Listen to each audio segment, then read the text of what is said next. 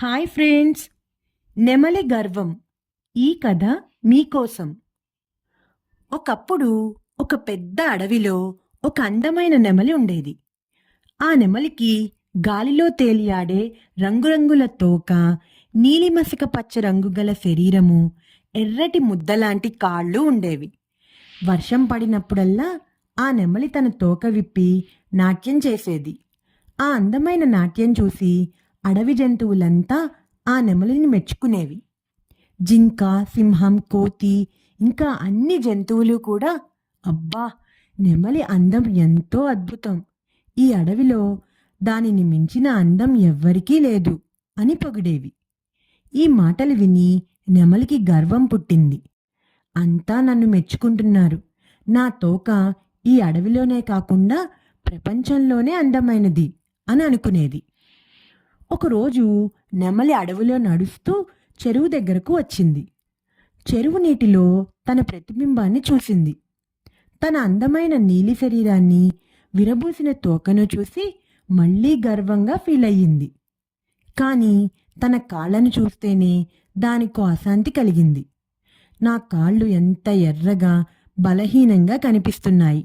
నా కాళ్ళు ఇలా ఉంటే నా తోక ఎంత అందమైనా ఏం ప్రయోజనం అని అనుకుని విచారపడింది. ఇప్పటి వరకు తన అందం గురించి గర్వంగా భావించిన నెమలి ఇప్పుడు తన కాళ్ళను చూసి చాలా బాధపడింది. ఆ బాధలో అటూ ఇటూ తిరుగుతూ తన కాళ్ళను దాచేందుకు ప్రయత్నించింది. ఇకపై తన తోకపై ఆనందించడం మానేసి ఎప్పుడూ తన కాళ్ళ గురించి ఆలోచిస్తూ ఉండేది. అదే సమయంలో ఒక గోరింక పిట్ట నెమలిని చూసి అర్థం చేసుకుంది.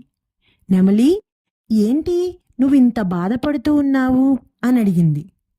నెమలి బాధను వ్యక్తం చేస్తూ, ఎంత అందమైన తోక నాకున్నా నా కాళ్ళు మాత్రం అసహ్యంగా ఉన్నాయి.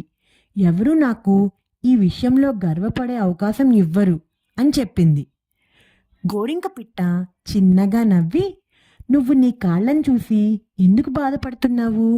నీతో పోలిస్తే నేనెంతో చిన్న పక్షిని. నాకు నీలాంటి అందమైన తోక లేదు, కానీ నేనెప్పుడూ నా గానం మీద గర్వపడతాను. నువ్వు నీ లోపాలను పట్టించుకోకుండా నీ అందాన్ని ప్రేమించాలి. ప్రతి ఒక్కరికి కొన్ని కొన్ని ప్రత్యేక విశేషాలు ఉంటాయి.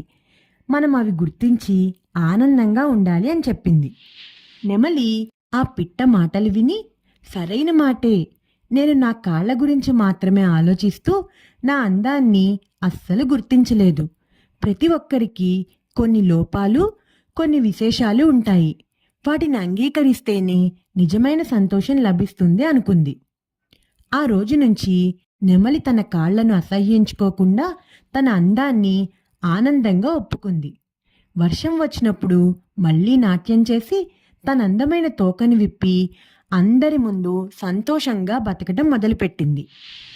ఈ కథలో నీతి ఏంటంటే, ప్రతి ఒక్కరికి కొంత మంచి, కొంత లోపాలు ఉంటాయి.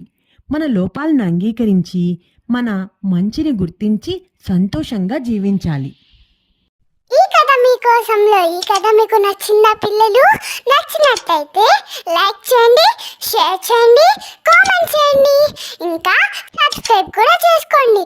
గంట కొట్టని వాళ్ళు కూడా గంట కూడా కొట్టండి.